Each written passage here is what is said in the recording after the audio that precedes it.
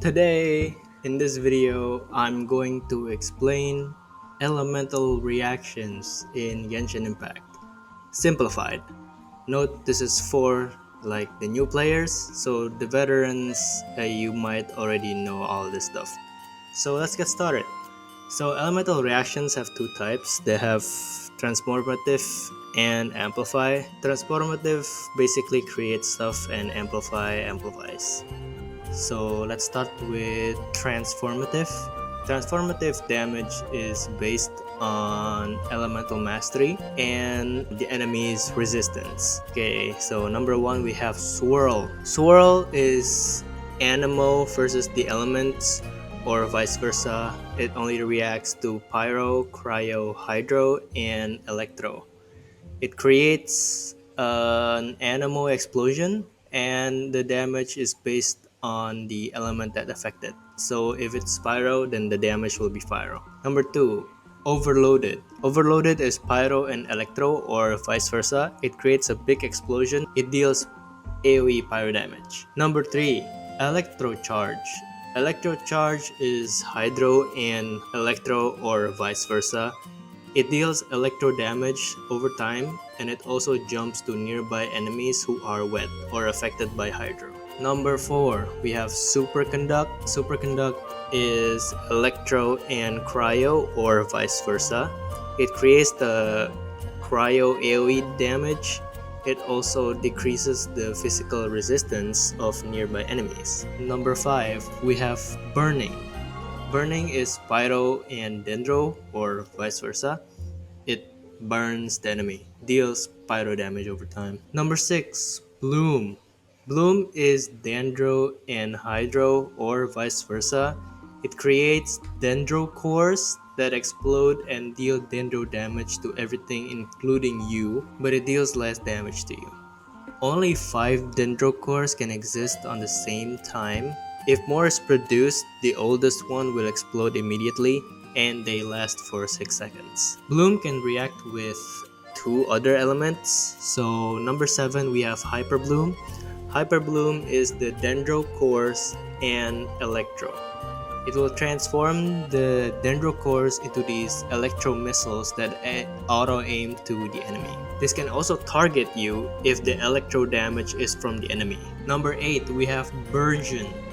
Burgeon is dendro core and pyro. This makes the dendro core explode and deal pyro damage to the surroundings. Number 9 Frozen and Shatter.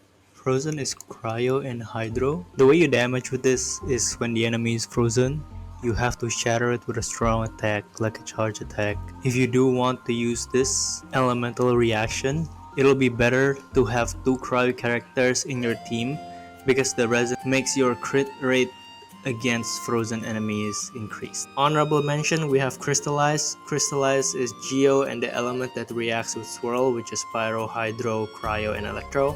It creates a shard that can be picked up and will make your characters get a shield of the element. And we are done with the transformative part, and now we move on to the amplify. Number 1, Melt. Melt is pyro and cryo or cryo and pyro. Now the reason why I didn't say vice versa is because cryo and then pyro deals more damage than pyro and then cryo. So if you apply the cryo first and then you melt it with a pyro character, it will deal more damage. But if you reverse the melt and deal pyro damage first, then the cryo, it will deal less damage, but it amplifies both. Number 2, we have vaporize. Vaporize is hydro and pyro or pyro and hydro. Same as melt, pyro then hydro deals more damage than hydro then pyro. So if you deal the pyro damage first and then vaporize it with a hydro character, it will deal more damage. It amplifies the second element applied to it. Last is quicken, aggravate, and spread. So the reason why I put this into a bundle is because they basically exist with one another. So a quicken is electro and dendro. It applies a quickening aura. If you apply more electro to the target, to the thing that has the quickening aura, it will deal aggravate and it amplifies the electro damage. If you apply more dendro to the target, it will deal spread and amplifies the dendro damage. Note that this is a flat bonus damage, so it will deal like the exact same damage every time, and that dendro damage receive more damage than electro damage. And that's it for elemental reactions. I don't know if I missed anything, but I don't think I have.